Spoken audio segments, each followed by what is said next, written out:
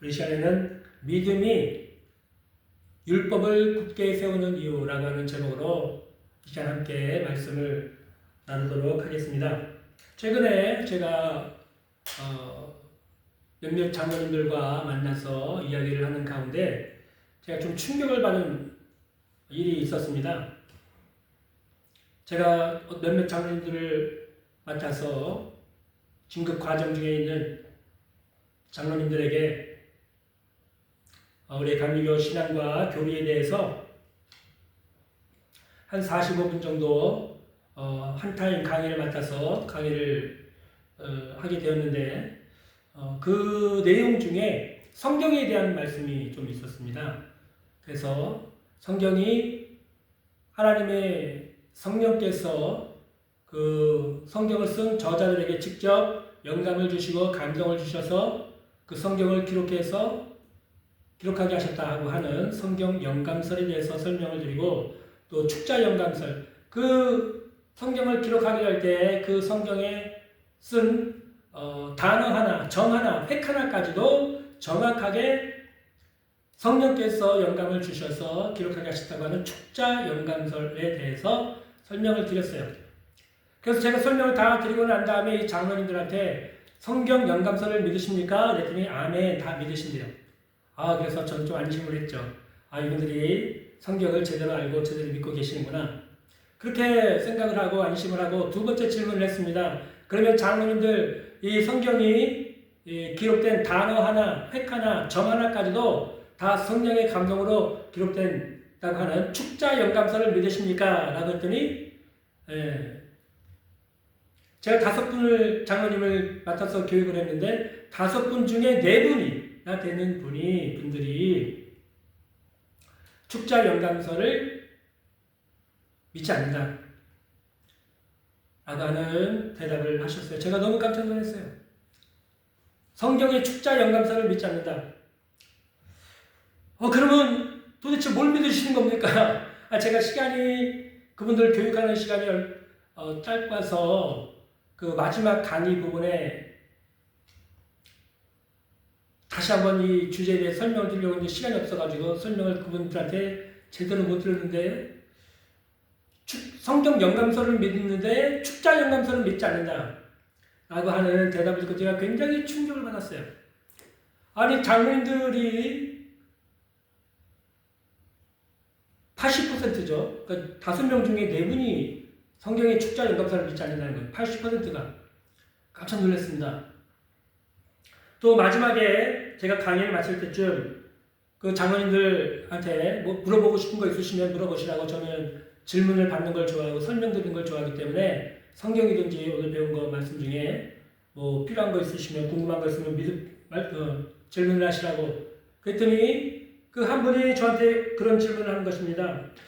목사님, 우리가 예수님을 믿음으로 우리가 죄사함을 받고 의롭다함을, 하나님의 의, 예수 그리스도로 옷을 입고 예수님께서 율법을 다 성취해 주시지 않습니까? 그래서 우리가 율법을 지킬 필요가 없지 않습니까? 라고 하는 질문을 하셨어요. 거기에도 제가 좀 충격을 받았습니다. 그래서 이 장로님들이 뭔가 열심히 교회는 다니셨고 또 뭔가 설교는 좀 잘 들으신 것 같은데 뭔가를 아는데 정확하게 알지는 못하시는구나. 그런 생각을 좀 갖게 되고 좀 마음속으로 좀 충격을 받았습니다. 율법을 지키지 않아도 되지 않습니까? 라고 하는 질문에 제가 많이 적잖게 당황을 했어요. 그리고 금방 떠오른 제 생각이 로마서 3장 31절 말씀이었어요. 그러므로 우리가 믿음으로 말미암아 율법을 파기하느냐, 여기서 파기한다라는 말은 무효화시키느냐, 없는 것처럼, 구약의 율법의 말씀을 아예 그냥 없는 것처럼 만들어버리느냐, 우리의 믿음이 결코 그럴 수 없느니라. 도리어 율법을 굳게 세운다라고 하는 이 말씀이 생각이 나서 그분에게 이렇게 말씀을 드렸어요. 제가 그 강의를 할 때 성경책을 가지고 강의를 하지 않고 교재를 가지고 강의했기 때문에, 이 성경을 가지고 강의를 했으면 제가 이 말씀을 찾아가지고 설명을 드렸을 텐데, 그때 당시 제가 성경책이 없어가지고 이 부분만 설명을 드리고 마쳤어요. 그래서 오늘 이번 주 토요일 날 다시 장로님들을 만나게 되는데, 이 장로님을 만나게 될 때 제가 다시 한번 이 부분에 대해서 좀 더 자세하게 설명을 드릴 생각이 있습니다.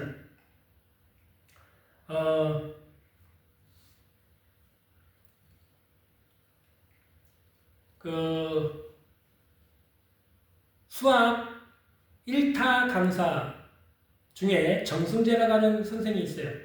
학생들에게 수학을 가르치는데 1타 강사예요. 굉장히 대치동에서 소문난 강사입니다. 그 강사가 학생들을 지도할 때 또 이야기할 때 항상 얘기하는 얘기 중에 하나가 80%의 저주라고 하는 게 있습니다. 80%의 저주. 80%의 저주가 뭐냐면 이 수학을 문제를 풀고 또 이 수학의 문제를 풀려고 할 때 그냥 무조건 푸는 게 아니라 원리에 대해서 먼저 정확하게 안 다음에 그 다음에 이 문제를 풀기 시작해야 되는데 대부분의 학생들이 수학의 원리에 대해서 대충을 알고 그냥 80%만 이해를 한 다음에 문제를 풀기를 시작한다는 거예요. 문제 풀기가 중점이 된다는 거죠. 그러나 이 정승재 선생이 하는 말은 이 원리를 먼저 100%를 알고 내 자신 먼저 스스로가 이해가 되고 다른 사람에게도 설명할 수 있을 정도로 100%를 알아야 된다는 거예요. 정확하게 한 다음에 그 다음부터 문제를 풀기 시작하면 이 사람은 수학 점수가 계속 올라가서 3등급, 2등급, 1등급까지 그래서 어디까지 할 수 있느냐? 그 수능에서 만점까지는 충분히 받을 수 있다. 이런 식으로 공부를 하면. 근데 대부분의 학생들이 수능에서 만점을 받지 못하고 또 1등급도 받지 못하고 2등급도 못하고 거의 대부분 3등급, 4등급에서 주저하는 이유는 뭐냐? 80%의 저주 때문에 그럽니다. 80%의 저주. 80%의 저주가 뭐라고요? 원리를 100% 이해하지 못하고 적당히 아는 거예요. 대충 아는 거예요. 그리고 본인이 다 안다고 착각하는 거죠. 그리고 문제를 풀기 시작하니까 문제가 안 풀린다는 것입니다. 신앙생활이 똑같다고 저는 생각합니다. 우리 앞에서 제가 말씀드린 그 장로님, 교회에서 20년, 30년, 40년 그것도 앞장서서 많은 분들 앞에서 신앙의 모범을 보였고 리더 역할을 했고 그래서 교회에서 목사님들이 장로님으로 추천을 해가지고 지금 교육을 받고 있는데 그 장로님들이 성경에 영감서를 믿으면서 축자 영감서는 믿지 않는다. 이거 참 아이러니한 일입니다. 또 그분 중에 또 한 분은 우리가 율법을 지키지 않아도 되지 않습니까? 예수님이 우리를 위해서 십자가에서 피 흘려 주셔서 우리 죄를 다 용서해 주셨고 우리를 위해서 율법의 마침이 되어 주셨는데 우리가 뭐 율법이 다시 돌아가가지고 율법을 지킬 필요가 있습니까? 이런 얘기를 질문을 하시는데 제가 충격을 받았습니다.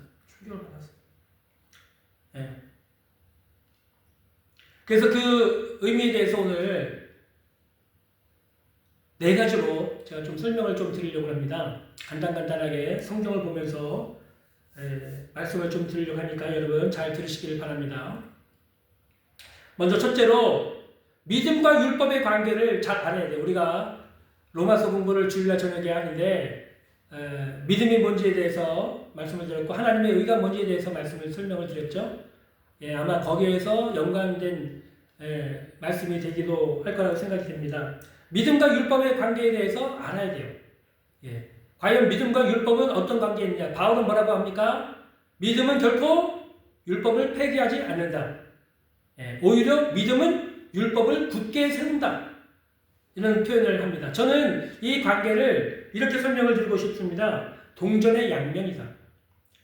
동전의 양면과 같이 한쪽 면에는 믿음이 있고 그 뒷면에는 율법이 있는 거예요. 이 두 개가 떨어질 수가 없는 것입니다. 한쪽 면은 율법이 되어 있고 한쪽 면은 믿음이 되어 있는 거예요.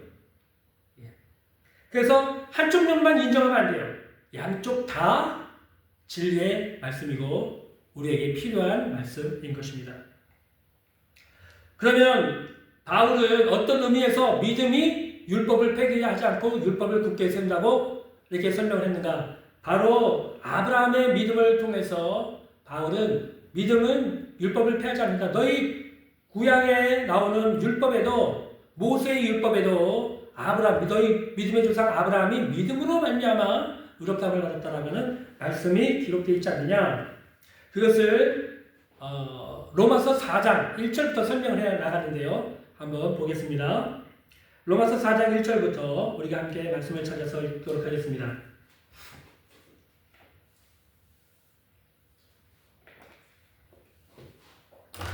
여러분도 성경을 펴서 저랑 같이 말씀을 보시면서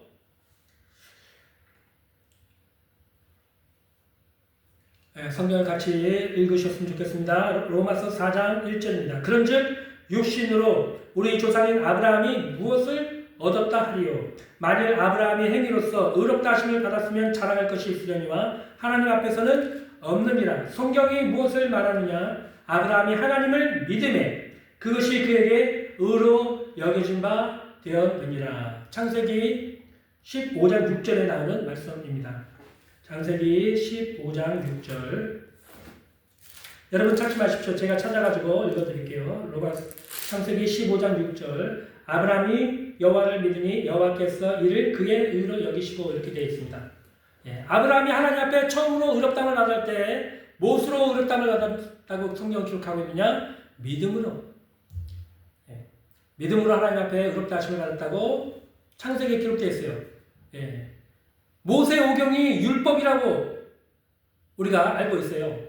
그 율법의 내용 중에 믿음의 조상 아브라함은 믿음으로 의롭다함을 받았다라고 하는 기록이 되어 있는 것입니다. 자, 계속해서 보겠습니다. 4절, 로마서 4장 4절입니다. 일하는 자에게 그 삭시 은혜로 여겨지지 아니하고 보수로 여겨지거니와 이를 아니할지라도 경건하지 아니한 자를 의롭다 하시는 이를 믿는 자에게는 그의 믿음을 의로 여기시나니 일한 것이 없이 하나님께 의로 여기심을 받는 사람의 복에 대하여 다윗이 말한 바 불법이 사함을 받고 죄가 가려짐을 받은 사람들은 복이 있고 주께서 그 죄를 인정하지 아니하실 사람은 복이 있도다 함과 같으니라. 즉 우리가 하나님 앞에 의롭다함을 받을 만한 일을 안 했어요. 아브라함도 하나님 앞에서 이 당시에 15장 7절에 보면은 6절에 보면은 하나님 앞에서 의롭다함을 받을 만한 일을 한 게 하나도 없었어요. 그냥 하나님이 아브라함에게 오셔서 천막 밖으로 밤중에 천막 밖으로 불러내셔서 수많은 하늘에 떠 있는 별들을 바라보면서 네 후손이 저렇게 하늘에 떠 있는 별처럼 많아질 것이다 라고 약속을 했는데 아브라함이 그것을 믿었어요. 그냥 믿었어요. 그랬더니 하나님이 그 믿음을 보시고 그를 의롭다고 인정을 해주셨다는 것입니다. 아브라함이 한 것도 없이 하나님 앞에 인정을 받았어요. 의롭다는 인정을 받았어요. 그것이 창세기 15장 6절 모세의 율법서에 기록이 되어 있는 것입니다. 자, 9절입니다. 그런즉 이 복이 할례자에게냐 혹은 무할례자에게도냐. 무릇 우리가 말하기를 아브라함에게는 그 믿음이 의로 여겨졌다 하노라. 그런즉 그것이 어떻게 여겨졌느냐. 할례시냐 무할례시냐. 할례시가 아니요 무할례시니라. 이것은 할례 받기 전에 아브라함이 할례를 받기 전에 하나님으로부터 나이 85세에 하나님께서 하신 약속을 믿고 아브라함이 칭의를 의롭다함을 받은 사건이 창세기 15장 6절의 말씀인데요. 그거 유대인들의 입장에서는 할례를 받은 것이 하나님의 자녀라고 하는 표라고 하는 생각을 굉장히 유대 민족들은 다 가지고 있었어요. 근데 아브라함은 하나님 앞에 의롭다함을 받을 만한 행위를 한 것도 없고 할례도 받지 않는 상태였는데 하나님께 의로 여기심을 받았다. 칭의를 받았다는 거죠. 인정을 받았다. 그것을 지금 바울이 설명하고 있는 것입니다. 즉 여러분 어떤 행위로 의롭다함을 받은 것이 아니었고 믿음으로 의롭다함을 받았다. 그것도 모세의 율법에 창세기 말씀에 그 말씀이 기록되어 있지 않느냐. 지금 바울은 이렇게 설명을 해 나가고 있는 것입니다. 11절 그가 할례의 표를 받은 것은 무할례시의 믿음으로 된 의를 인친 것이니 이는 무할례자로서 믿는 모든 자의 조상이 되어 그들도 의로 여기심을 얻게 하려 하심이라. 또한 할례자의 조상이 되었나니 곧 할례받을 자에게뿐 아니라 우리 조상 아브라함이 무할례시에 가졌던 믿음의 자체를 따르는 자들에게도 그러하니라. 아브라함이나 그 후손에게 세상의 상속자리가 되리라 하신 언약은 율법으로 말미암은 것이 아니요 오직 믿음의 의로 말미암은 것이니라. 만일 율법에 속한 자들이 상속자면 믿음은 헛것이 되고 약속은 파기되었느니라. 율법은 진노를 이루게 하나니 율법이 없는 곳에는 범법도 없느니라. 그러므로 상속자가 되는 그것이 은혜에 속하기 위하여 믿음으로 되나니 이는 그 약속을 그 모든 후손에게 굳게 하려 하심이라. 율법에 속한 자에게뿐만 아니라 아브라함의 믿음에 속한 자에게도 그러하니 아브라함은 우리 모든 사람의 조상이라. 즉 아브라함은 모세가 기록한 모세오경 율법서에 나오는 믿음의 조상이라고 하는데, 이 믿음의 조상은 율법을 통해서 의롭다함을 받은 게 아니었다. 믿음을 통해서 의롭다함을 받았고 그것도 무할례 시에 의롭다함을 받은 것이었다. 즉 율법은 믿음으로 의롭다함을 받는 사실을 부정하지 않고 있다 라고 하는 것이죠. 그것을 지금 설명을 해주고 있는 것입니다. 즉 또 믿음은 그렇다고 율법을 파기하느냐? 그렇지 않죠. 율법서에 아브라함의 이야기가 나와 있는 거죠. 창세기, 출애굽기, 레위기, 민수기, 신명기, 이게 모세오경, 이거 율법서라고 합니다. 이 율법서에 믿음의 이야기가 있고 또 율법의 이야기가 있는 것입니다. 그 안에 서로가 포함되어 있는 거예요. 서로가 서로를 지지해주고 있는 것입니다. 그래서 제가 말씀드린 것처럼 동전의 양면과 같은 거예요. 율법이 있고 믿음이 있는 거예요. 또 믿음이 있고 율법이 또 있는 거예요. 이 두 개를 띄워놓고 생각할 수가 없어요.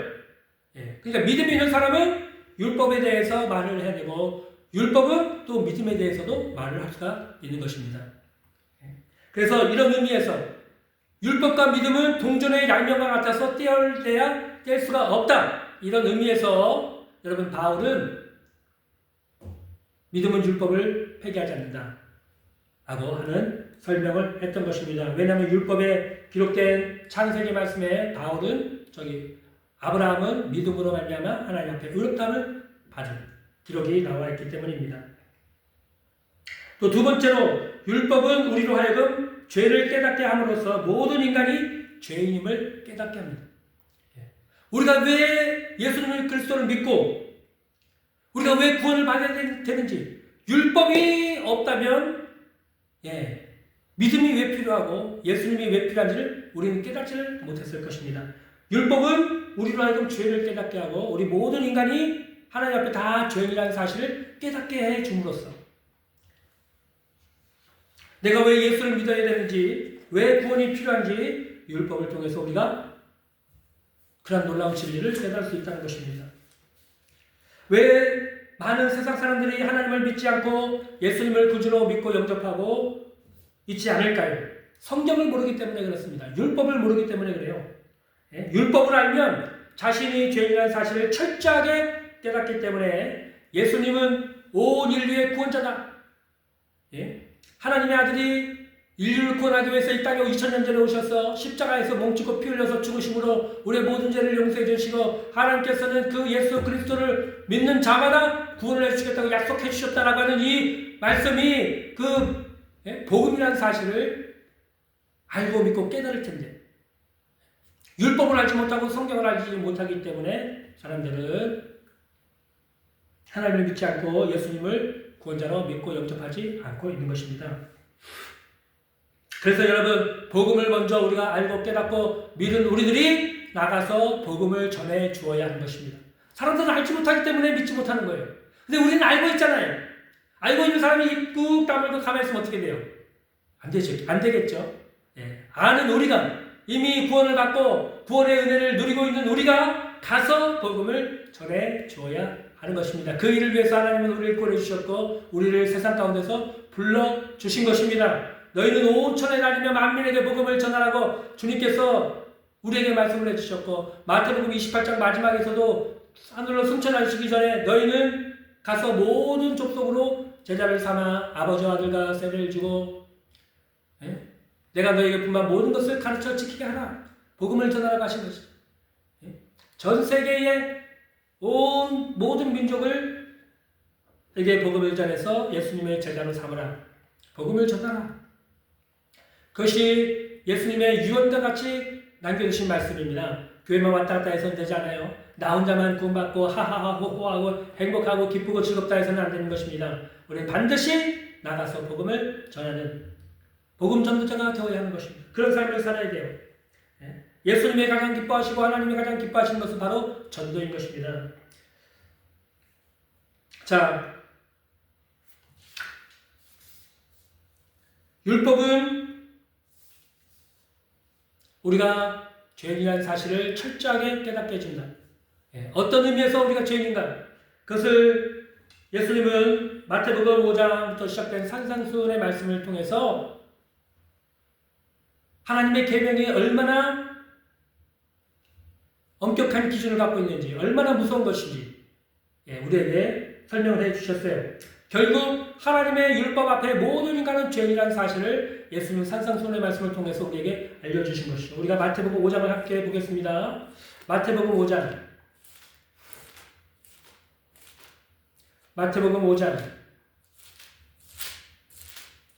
21절부터 함께 보겠습니다. 마태복음 5장 21절.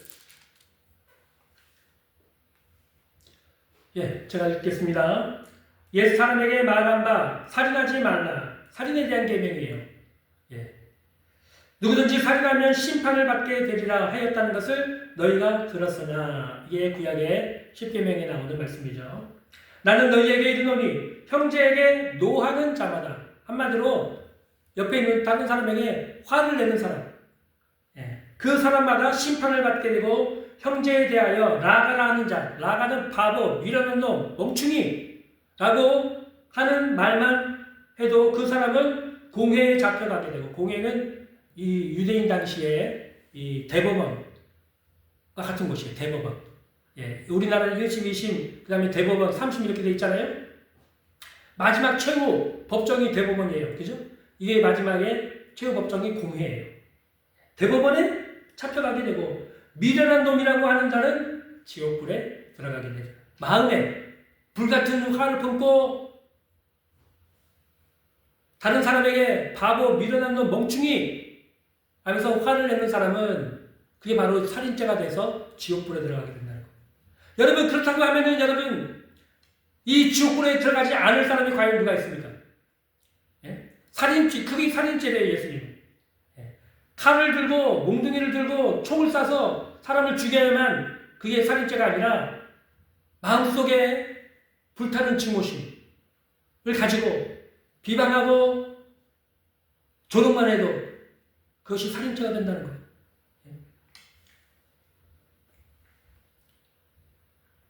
자, 그 다음에 27절부터 보겠습니다. 27절. 또 간음하지 말라 했다는 것을 너희가 들었으니, 이거 간음하지 말라고 하는 10계명에 대한 말씀인데, 이 말씀을 더욱 강화시켜서 예수님이 이렇게 말씀하십니다. 나는 너희에게 이르노니 음욕을 품고 여자를 보는 자마다 마음에 이미 간음하였느니라. 만일 내 오른눈이 너로 실족하게 하거든 빼어내버리라. 내 백태 중 하나가 없어지고 온몸이 지옥에 던져지지 않는 것이 유익하며, 또한 만일 내 오른손이 너로 실족하게 하거든 찍어내버리라. 내 백태 중 하나가 없어지고 온몸이 지옥에 던져지지 않는 것이 유익하니라. 이렇게 되어 있죠. 간음죄에 대해서 여러분, 마음속으로 음욕을 품는 것, 품고 범죄한 것뿐만 아니라 마음속에 품은 범죄, 간음한 생각, 그 마음만 품고 있어도 벌써 간음한 죄라고 심판을 받고 지옥불에 들어간다고 주님은 말씀하고 있는 것입니다. 그러므로 여러분, 우리 일평생에 사람들이 살면서 얼마나 수많은 간음죄를 범하고 사는데요. 간음죄를 안 범한 사람이 있습니까? 마음속으로 생각으로? 우리의 법은 그냥 눈에 보이는 실제로 저질러진 간음죄만을 심판하지만, 하나님의 율법은, 10계명은 우리의 마음의 상태도 하나님의 법정에 세워서 심판을 하신다는 거예요. 그러니 여러분, 이 10계명의 간음죄에 걸리지 않을 사람이 누가 있습니까? 지옥불에 들어가지 않을 사람이 어디 있어요? 이 말씀에 의하면 다 간음죄를 범하고 지옥불에 들어가게 되는 거죠. 그처럼 여러분, 예수님이 하신 율법의 해석에 의하면 모든 사람이 다 하나님의 심판을 받아서 지옥불에 들어갈 수밖에 없는 그런 인간이라는 사실을 우리가 알 수가 있는 것입니다. 그래서 율법을 알면 죄를 알게 되고, 내가 죄인이고 모든 사람이 하나님의 율법 앞에 죄인이라는 사실을 깨달을 수가 있는 것입니다. 또 사도 바울은 로마서 7장에서 또 다음과 같은 말씀을 해주셨는데 로마서 7장을 보겠습니다. 로마서 7장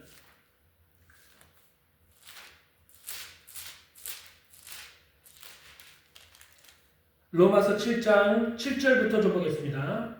로마서 7장 7절부터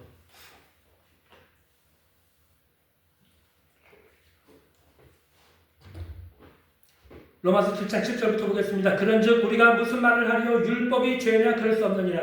율법으로 말미암지 않고는 내가 죄를 알지 못하였으니 곧 율법이 탐내지 말라 하지 아니하였더라면 내가 탐심을 알지 못하였으리라. 지금 탐심에 대해서 사도 바울이 깨닫고서 죄가 뭔지를 이제 알게 됐다. 그렇게 말씀을 하고 있는 것입니다. 탐내지 말라라고 하는 계명이 이 사도 바울의 마음에 찔림을 준 것입니다. 그걸 통해서 자신이 죄인이라는 사실을 알게 된 거예요.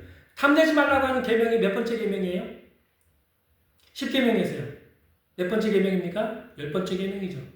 예, 탐내지 말라. 다른 말로 하면은 부러워하지 말라는 거예요. 부러워하지 말라.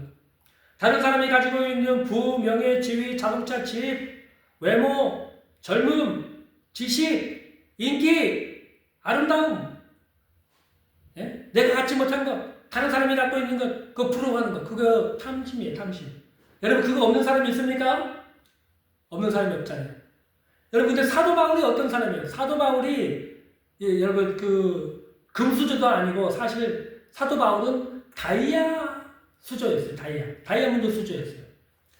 어릴 때부터 그 집이 너무 잘 살아서 로마의 시민권을, 유대인임에도 불구하고, 시민권을 갖게 됐고, 또, 어릴 때 예루살렘에 와가지고 유학을 온 거예요.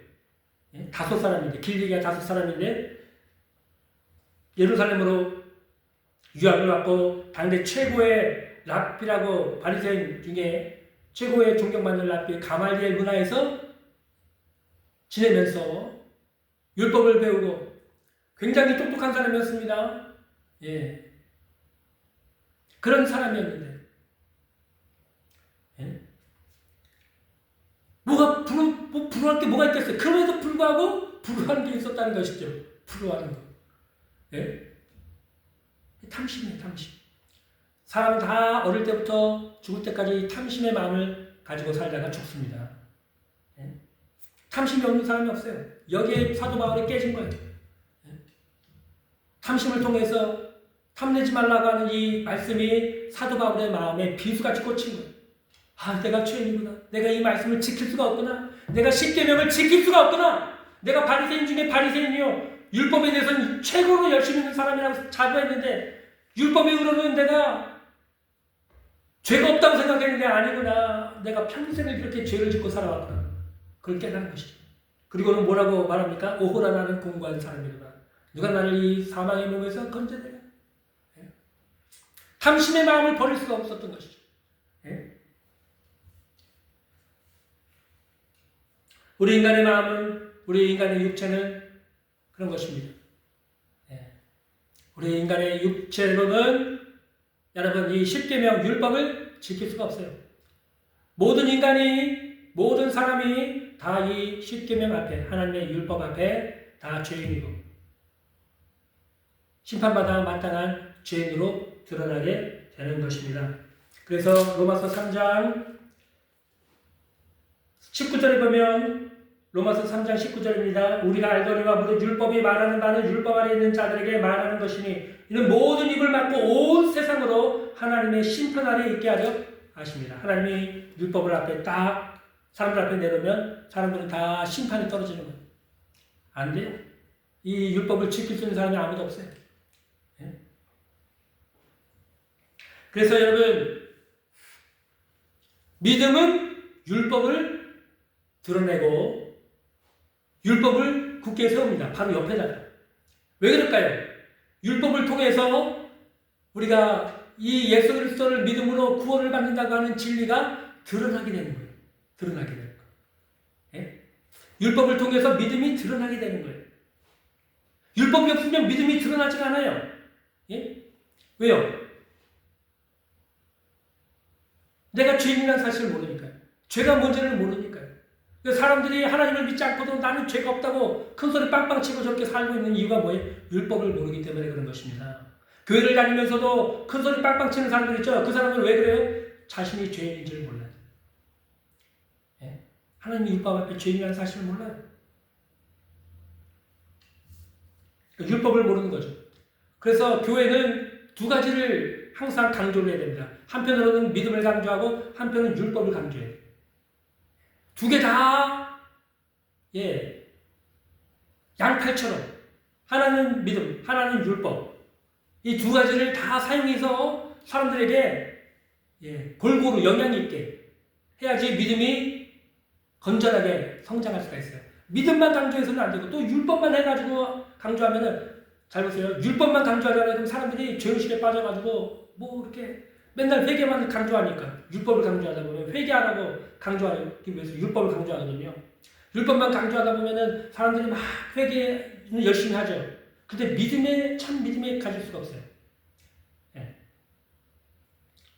자기가 죄인이라는 사실을 깨닫는데 믿음을 가져야지. 율법을 주신 이유는 믿음을 가지라고 율법을 주신 거거든요. 근데 율법만 강조하고 회개만 하라고 하면 안 되죠. 율법을 얘기하면서 믿음도 얘기해야 돼요. 근데 믿음만 얘기해서는 안 돼요. 왜요? 자기가 얼마나 나약한 죄인인지를 몰라요. 그냥 믿음으로 은혜로 구원받았습니다. 얘기하면 사람들이 다 아멘하고 감격하고 눈물을 흘리고 아이고 하나님 사랑해 감사합니다. 율법을 모르잖아요. 그럼 자기가 죄인인 걸 모르고 사람이 교만해지고 잘못된 거죠. 균형 있는 신앙을 위해서는 믿음도 율법도 균형 있게 우리가 반드시 알아야만 하는 것입니다. 자, 세 번째. 두 번째는 방금 우리가 율법은 우리로 하여금 죄가 무엇인지 내가 죄인이라는 사실을 깨닫게 해서 여러분 그 복음이 얼마나 귀한지 믿음으로 우리가 구원받는다고 하는 이 진리가 얼마나 귀한지를 우리로 하여금 알게 해주고 깨닫게 해주기 때문에 율법을 우리가 믿음은 굳게 세운다 이렇게 말씀드릴 수가 있고요. 세 번째, 율법은 예수님이 구약에 약속하신 메시아임을 우리에게 증거해주고 있기 때문에 우리를 그리스도께로 인도하는 초등교사가 되기 때문에 믿음은 율법을 굳게 세웁니다. 갈라디아서 3장 23절 25절을 보겠습니다. 성경 갈라디아서 3장 23절에서 25절입니다. 믿음이 오기 전에 우리는 율법 아래 매인받고 계시된 믿음의 때까지 갇혔느니라. 이같이 율법이 우리를 그리스도께로 인도하는 초승교사가 되어 우리로 하여금 믿음으로 말미암아 의롭다함을 얻게 하려 함이라. 믿음이 온 후로는 우리가 초등교사 아래 있지 않은, 여기서 말하는 초등교사는 바로 율법이에요. 자, 여기서 이렇게 중요한 것입니다. 자, 먼저 율법은 우리를 누구한테로 인도한다고요? 그리스도께로 인도하는 초등교사라고 할 것이죠. 율법은 우리를 예수님께로 인도한다. 왜 인도할까요? 율법 안에서는 구원이 없거든요. 방금 우리가 예수님이 산상수훈에서 말씀하신 것, 사도 바울이 말한 것처럼 율법을 앞에 서면 우리는 다 하나님의 심판에 떨어져요. 절망이에요. 가능성이 없어요. 1%도 없습니다. 인간은 모두가 다 절망이에요. 하나님의 율법을 딱 대시면은 그 앞에 우리는 다 그냥 고개 숙이고 지옥으로 그냥 들어갈 수밖에 없어요. 우리 스스로가. 그런데 이 율법은 우리를 그렇게 하나님의 심판과 하나님의 절망 가운데 우리를 던져놓지만 그럼에도 또 한편으로는 율법은 우리에게 예수 그리스도의 복음에 대해서 말씀을 해주고 있어요. 창세기 3장에 보면은 여자의 후손의 이야기가 나옵니다. 그래서 구약에 하나님이 메시아를 보내주시겠다고 하시는 약속이, 복음이 곳곳에 이렇게 기록이 되어 있어요. 창세기 3장 15절입니다. 내가 너로 여자와 원수가 되게 하고 내 후손도 여자의 후손과 원수가 되게 하려니 여자의 후손은 내 머리를 상하게 할 것이요 너는 그의 발꿈치를 상하게 할 것이니라. 창세기 3장 15절을 이걸 원시복음이라고 합니다. 최초의 복음. 타락한 아담과 하와에게 하나님이 오셔서 가장 먼저 그들에게 주신 복음, 바로 최초의 복음, 원시복음, 여자의 후손을 보내주시겠다는 거예요. 여자의 후손. 남자의 후손이 아니죠. 여자의 후손이. 왜요? 아버지의 타락한 아담의 씨를 가지고 태어난 게 아니라 하나님의 씨로, 죄가 없는 인간으로 오신 하나님의 아들 예수님, 그분이 우리의 메시아이시기 때문에 여자의 후손이 이렇게 기록이 된 것입니다. 그 복음이 바로 구약 성경의 율법에 기록이 되어 있어요. 또 구약 성경에 보면 노아 방주가 이야기가 나오죠. 노아 방주 이야기가 나옵니다. 그 노아 방주가 바로 예수님을 상징하는 거예요. 노아 방주에 들어간 8명, 노아의 식구들은 다 구원을 얻었죠. 그러나 하나님의 심판의 약속을 믿지 않고 조롱하고 비웃던 수많은 인류, 그 당시에 60억에서 80억이라고 했어요. 60억에서 80억 정도가 되는 사람들 중에 단 8명만 구원을 받은 것입니다. 그걸 한번 생각해 보세요. 하나님의 심판이 얼마나 엄정하고 무서운 것인지. 하나님의 심판은 가차가 없습니다. 하나님의 심판은 무시무시합니다. 봐주는 것이 없습니다. 한번 딱 결정이 되면 끝이에요. 얼마나 많은 사람들이 이 홍수가 터졌을 때 노아 방주에 달려들었겠어요. 근데 그 많은 사람들이 다 달려들어서 단 한 사람도 태워주지 않으셨어요, 하나님이. 단 한 사람도 태워주지 않았어요. 그러나 노아 방주에 들어간 사람 8명은 그로 인해서 다 구원을 받게 됩니다. 마찬가지로 여러분, 우리가 예수 그리스도를 나의 구주로 믿고 영접하고 예수님 안에 들어온 사람들, 그 사람들은 다 하나님이 구원을 해 주시는 것입니다. 할렐루야. 예수님의 구원의 예표가 노아 방주를 통해서 기록이 되어 있고, 또 아브라함의 씨를 통해서 천하 만민이 복을 받게 될 것이다라고 하는 이 놀라운 말씀도 바로 예수님의 통해서 천하 만민이 복을 받고 구원을 받게 된다고 하는 복음이 기록이 되어 있는 말씀이고요. 또 출애굽한 이스라엘 백성들이 40년 광야 생활을 할 때 모세가 이스라엘 백성들이 하나님께 원망하고 불평하니까 하나님께서 불뱀을 보내가지고 많은 사람들을 물고 죽음에 이르게 됐습니다. 그때 모세가 하나님께 나와서 부르짖어간다고 기도하니까 하나님께서 높은 창대에 구리뱀을 만들어가지고 높이 달라. 쳐다보는 자는 다 살게 된다. 그래서 아론이 모세가 시키는 대로 높은 창대에다가 구리뱀을 달아가지고 진족을 돌아면서 이 뱀을 쳐다보는 사람은 다 산다고 하셨다고 하나님 말씀하셨다. 이 녹뱀을 쳐다보십시오 하고 이스라엘 진을 한가운데를 막 급히 돌아다녔습니다. 근데 본 사람은 다 살았지만 보지 않은 사람은 다 죽었어요. 이 높이 달린 사람, 높이 달린 이 녹뱀, 바로 십자가에 달리신 예수님을 상징하는 것이었습니다. 또 구약에 여러분 요나 선지자가 3일 동안 물고기 뱃속에 들어갔다 나온 것도 예수님이 우리를 위해서 대신 십자가에서 죽으셨다가 3일 만에 무덤에서 다시 나올 것을 예표하는 그런 사건이었고요. 시편에도 보면은 예수님의 고난과 부활에 대한 예언이 기록되어 있고, 이사야서도 53장에 보면은 그는 실로 우리의 질고를 지고 우리의 슬픔을 당하였거늘. 또 여호와께서 우리 모두의 죄악을 그에게 담당시키셨다라고 하는 고난받는 종 메시아, 고난받는 메시아에 대해서 예언한 말씀을 우리가 볼 수가 있는 것입니다. 이처럼 여러분 구약에 또 율법서에 시편에 예수님에 대한 예언의 말씀이 기록이 되어 있기 때문에 여러분 우리가 그것을 무시할 수가 없는 거예요. 그래서 여러분 믿음은 율법을 폐기하지 않습니다.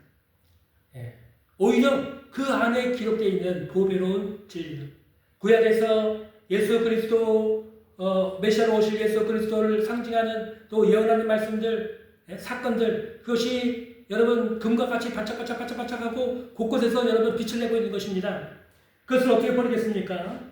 그 귀한 말씀을 어떻게 버립니까? 그래서 율법은 우리를 예수님께로 인도하는 초등교사가 된다 라고 하는 말씀인 것입니다. 또 마지막으로 제가 강조해서 드리고 설명을 드리고 싶은 것이 4번째인데요. 예수 믿는 성도들이 율법의 요구를 이룸으로써 성결한 삶을 살아야 한다는 것이죠. 율법을 하나하나를 정확하게 우리가 지켜내야 된다는 것이 아니에요. 예, 특별히 10계명에 10가지 계명을 우리가 하나하나를 정확하게 지켜내야 된다는 것이 아닙니다. 율법 아래 있는 인간은 절망이에요. 우리가 하나님께 우리가 예수 그리스도를 믿음으로 구원을 받고 하나님의 자녀가 돼가지고 난 다음에 너무 기뻐서 내가 이제 하나님을 잘 섬겨야지. 내 이제 10계명을 열심히 잘 지켜서 하나님께 기쁨이 돼야지 하고 10계명 밑으로 달려갔다가는 다 절망이라는 거죠. 물론 우리 10계명을 다 하나님의 계명을 지켜야 됩니다. 하나님의 계명을 지키지 않고 범하면 죄죠. 범죄하며 살아야 됩니까? 아닙니다. 예수님이 우리를 위해서 십자가에 돌아가시고 우리의 과거, 현재, 미래 모든 죄를 다 용서해 주시고 율법의 요구를 완벽하게 성취하심으로 율법을 완성하신 분이 됐어요. 그럼에도 불구하고 우리 예수님을 믿고 하나님의 자녀가 되고 예수님의 제자가 된 우리들은 율법의 요구를 이루면 거룩하고 성결한 삶을 살아야 됩니다.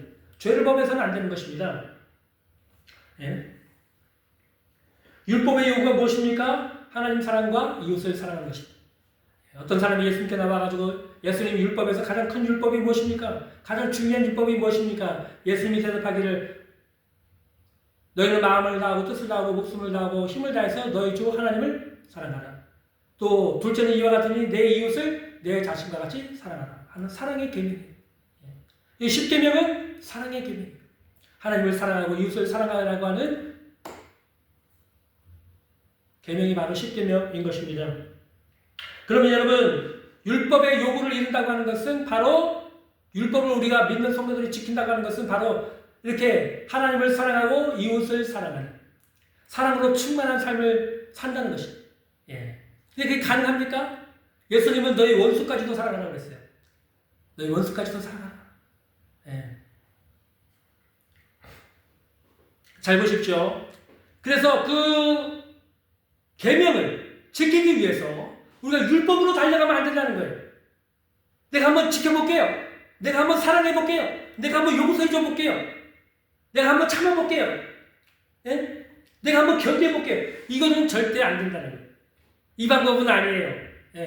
내가 해볼게요. 내가 해볼게요. 내가 해볼게요. 안 됩니다. 절대로 안 됩니다. 불가능합니다. 근데 많은 성도들이 그렇게 하고 있어요. 내가 한번 사랑해볼게요. 내가 한번 용서해볼게요. 내가 한번 참아볼게요. 결국 참게 됩니까? 못 참습죠?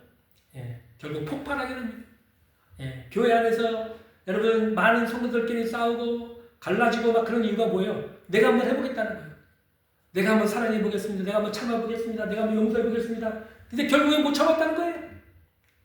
그래서 갈라서고 싸우고 큰 소리가 나고 시끄러워지고 교회가 짜게지고 그런 것입니다. 개인, 성도들 개인의 삶에도 마찬가지고 교회 전체적으로도 마찬가지인 것입니다. 어떻게 해야 됩니까? 로마서 8장 4절로 가셔야 됩니다. 로마서 8장 4절을 보겠습니다. 로마서 8장 4절. 자, 이것이 바로 우리 믿음의 성도들이 율법을 어떻게 지켜야 되는지. 율법 밑으로 가서는 안 된다. 그럼 어디로 가야 되느냐? 로마서 8장 4절입니다. 육신을 따르지 않고 그 영을 따라, 그 영은 바로 성령입니다. 그 성령을 따라 행하는 우리에게 율법의 요구가 이루어지게 하려 하십니다. 율법의 요구가 이루어진다. 우리에게 어떻게 하면 그 성령을 따름으로, 성령을 따라 행함으로. 다른 말로 성령 충만해서 어린아이가 길거리에 가다 보면 여러분 조그만 어린아이가 엄마 손 붙잡고 막 쫄래쫄래 가면 막 너무 이쁘잖아요. 그 아이가 그 엄마 손을 놓을까요? 안 놓을까요? 절대로 안 놓습니다. 그 손을 딱 떨어진 순간에 아기가 울기 시작해요. 엄마 어딨어? 하고 울기 시작해요. 그것처럼 우리 신약의 성도들 이제 예수님을 믿고 거듭나고 하나님의 자녀를 되고 하나님의 은혜 가운데 살게 된 우리 성도들은 성령님의 손을 붙들어야 돼요. 성령님을 아기가 부모님을 의지한 것처럼 성령님을 의지해야 돼요. 성령님을 의지하게 살면 성령께서 우리에게 오셔서 우리의 마음을 사랑의 마음으로 하나님의 은혜로 충만하게 채워주세요. 그래서 우리 마음속에 사랑의 마음이 나오게 되는 것입니다. 용서하라고 하지 않아도 용서하게 되고요. 사랑하지 않아도 사랑하게 되고요. 그렇게 된 것입니다. 성령 충만하게 되면 여러분 미워하는 사람이 없어요. 꼴 보기 싫은 사람이 없어요. 제가 예전에 좀 이게 죄송한 얘기지만 그 서울에 제자훈련하는 아주 유명한 한 교회가 있습니다.